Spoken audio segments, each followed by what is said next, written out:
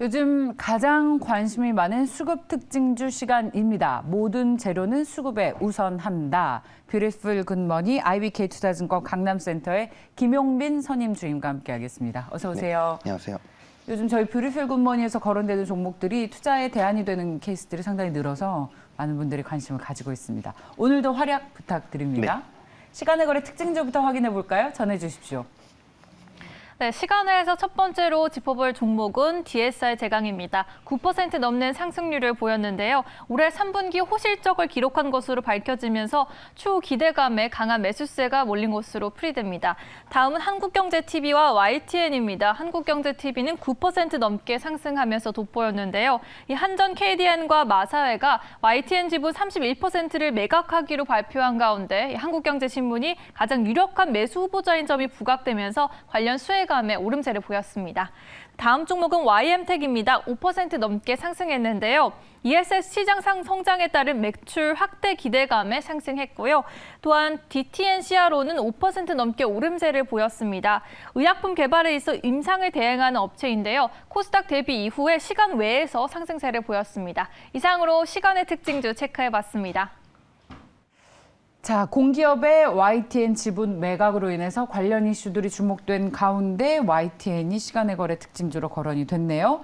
자, 이 가운데에서 가장 투자해 볼 만한 시간의 특징주는 뭡니까? 저는 일단 DSR 제강을 좀 면밀히 보고 있는데요. DSR 제강 같은 경우에 특히 지난주 같은 경우에 실적 발표들이 상당히 많았습니다. DSR 제강도 그 중에 하나였었고요. 이제 장 마감 후에 이제 실적을 발표하게 되면서 이런 호실적을 발표하게 되면서 좀 기대 이상의 실적이다라는 분위기 속에서 이제 시간에 좀 상승을 이끌었다라고 볼 수 있겠습니다.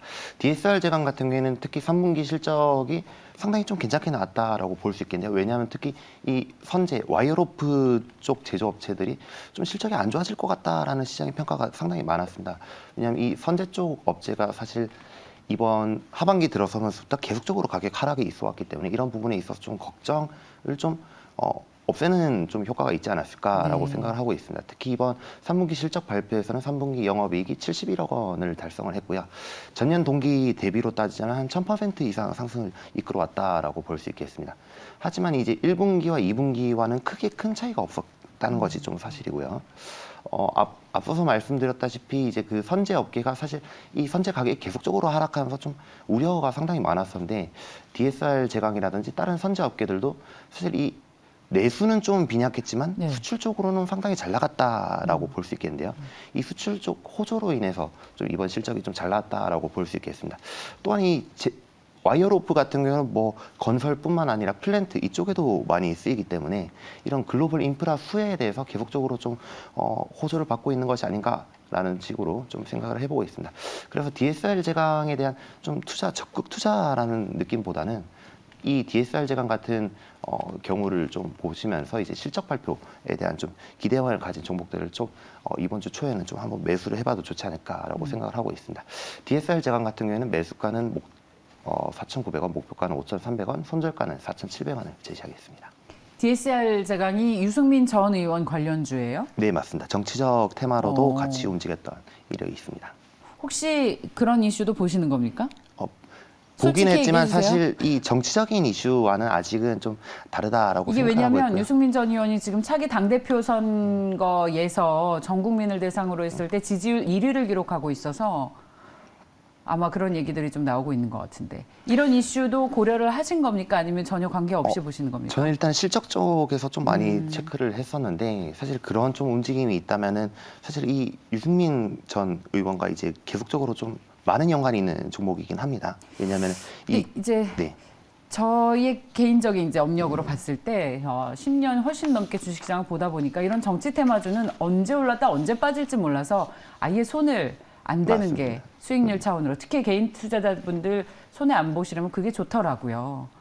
그래서 여쭤보고 있습니다. 그래서 사실 DSR 제가 적극 추천드리기보다는 이런 실적 발표 흐름에 따라서 다른 종목도 같이 한번 매수를 해보자라는 생각으로 좀 면밀하게 지켜보셨으면 좋겠다는 종목이었습니다. 시간의 거래 특징주 살펴봤고요. 다음은 외국인과 기관의 수급 특징주로 이어가겠습니다. 네, 외국인 특징주로는 항공주와 카지노주가 돋보였습니다. 첫 번째로 대한항공은 7일 연속 매수세가 이어졌는데요. 이제 중국 정부가 입국자 격리 기간 규제를 줄이기로 하면서 이달 말부터 내달까지 중국 노선의 운항을 순차적으로 재개한다는 소식에 외국인이 주목했습니다.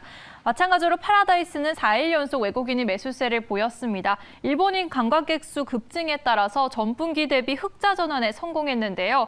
파라다이스는 입국 후 코로나19 PCR 검사 폐지와 이 한일 간 상호 무비자 정책 부활 등으로 카지노 업체들의 실적 개선이 본격화될 것이라는 전망에 상승세를 보였습니다.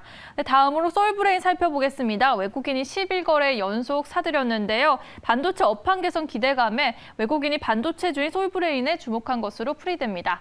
다음 종목은 삼성전기입니다. 삼성그룹 계열사로 상승 탄력을 받으면서 지난주 높은 상승률을 보이면서 외국인이 계속해서 담아내고 있습니다. 다음으로 더 네이처 홀딩스입니다. 중국 최대 온라인 플랫폼 입점에 이어서 내년 상반기 오프라인 매장을 오픈할 계획으로 밝혔는데요. 또한 일본, 홍콩 등 코로나19로 미뤄졌던 해외 사업에 적극적으로 속도를 낼 것이라고 전하면서 외국인이 주목했습니다. 다음은 기관 특징주 함께 살펴보겠습니다. 지난주 이제 현대 에버다임은 10거래 연속 기관이 담아냈는데요. 중장비 업체인 현대 에버다임은 글로벌 개발 수요 확대에 힘입어서 큰 폭의 흑자 전환에 성공했습니다. 이에 기관이 계속해서 주목을 했고요. 다음 종목은 호텔신라입니다. 9% 넘게 상승하면서 기관이 6거래 연속 담아냈는데요. 이제 업황 회복 기대감에 급등하면서 상승세를 보인 것으로 풀이됩니다. 다음 종목은 삼성전자입니다. 삼성전자는 5거래일째 6만 원대에서 거래되고 있는데요. 모건 스탠리가 내년 2분기에 반도체 시장이 저점을 찍고 반등할 것이라고 발표함과 더불어서 올해 4분기와 내년 1분기 사이 반도체 재고가 최고점에 이른 뒤 분위기가 나아질 것이라고 설명한 영향으로 기관이 6거래일째 담아내고 있습니다. 네, 다음 종목은 아프리카 TV입니다. 5거래 연속 기관이 주목하고 있는데요. 이제 경제세에 대한 악재가 흘러나오면서 상승률을 이어가고 있습니다. 바로 세계 최대 개인 방송 플랫폼인 트위치가 BOD 제공을 중단한다는 소식에 아프리카 TV가 급등한 영향입니다. 네, 다음 종목은 일진하이솔루스입니다. 4거래 연속 기관이 주목하고 있는데요. 정부가 2030년까지 수소 제조 기술 100%를 국산화한다는 소식에 이목을 끌고 있습니다. 지금까지 외국인 기관 수급 특징주 체크해봤습니다.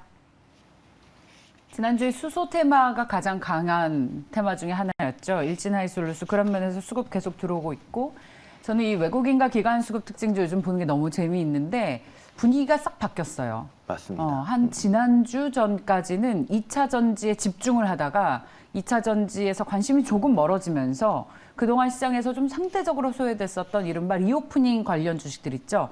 대한항공 그리고 이런 내수주들 백화점이나 아니면 혹은 호텔 카지노, 관련 주식, 네. 카지노 이런 주식들을 사면서 외국인과 기관의 분위기가 싹 바뀐 느낌이고 삼성그룹주들도 좀 사고 있어요. 삼성전자를 비롯해서.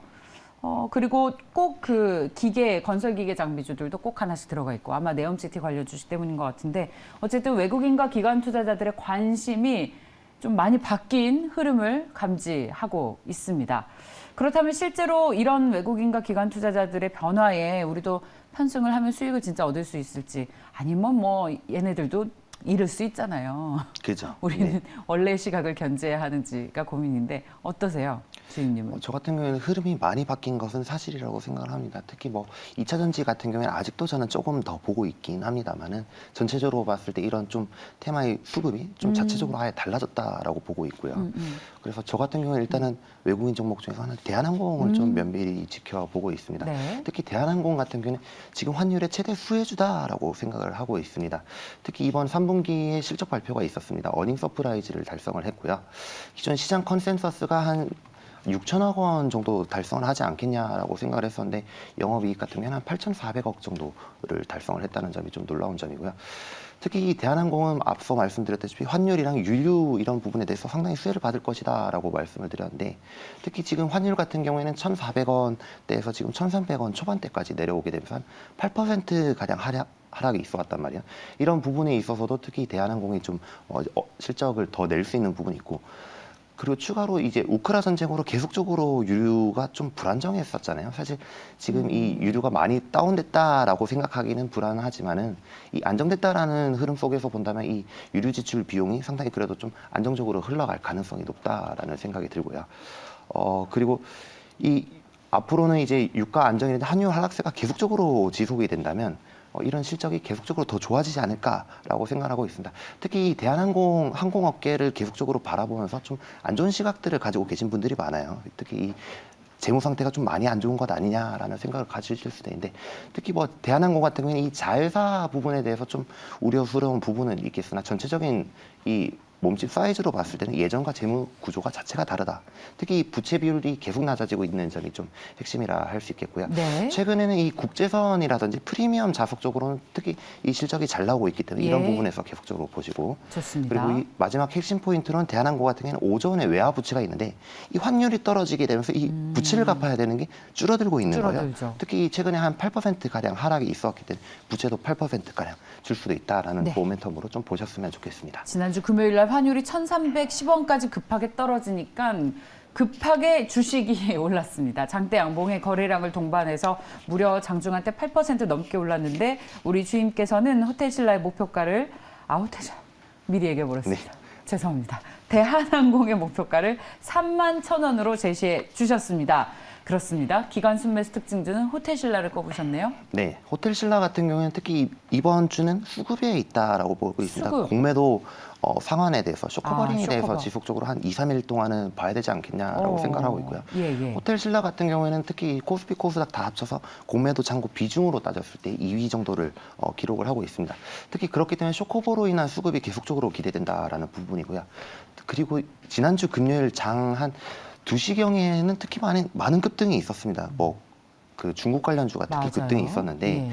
이 중국이 지금 코로나19에 대해서 그 정책을 좀 완화하겠다고 바꾸겠다라는 하죠. 예. 얘기였습니다. 특히 방역을 완화하겠다 이런 내용이 있었고요. 또 방역뿐만 아니라 항공 쪽에 있어도 이제 그 입국자에 있어서 좀 그 격리 좀 완화라든지 또 예. 그 부분뿐만 아니라 그 항공의 서킷 브레이커라고 있습니다. 이 부분까지 또 없애겠다라고 했으니 예. 이런 이 제로 코로나가 좀 완화가 된다면 완화되면. 특히 이 호텔신라 같은 경우에 따이공들이 이제 매출의 핵심이잖아요. 이런 부분도 천천히 풀릴 것이다라고 좋습니다. 생각을 하고 있고요. 예. 그리고 이전 실적 같은 경우에는 호텔 부분에서 상당히 큰 실적이 좀 방어를 해줬기 때문에 이런 부분에서도 실적 방어도 충분히 잘 해내고 있다라고 생각을 하고 네, 있습니다. 저희가 맨날 모텔신라라고 놀렸었는데 그 오명을 벗을 수 있는 기회 호텔신라. 저희가 그리고 요즘에 쇼커버 들어오는 종목에 주목하자면서 단기 투자 대안으로 강조드리고 있는데 공매도 비중이 높은 만큼 오히려 쇼커버링 매수로 인한 수급 개선으로 호텔신라의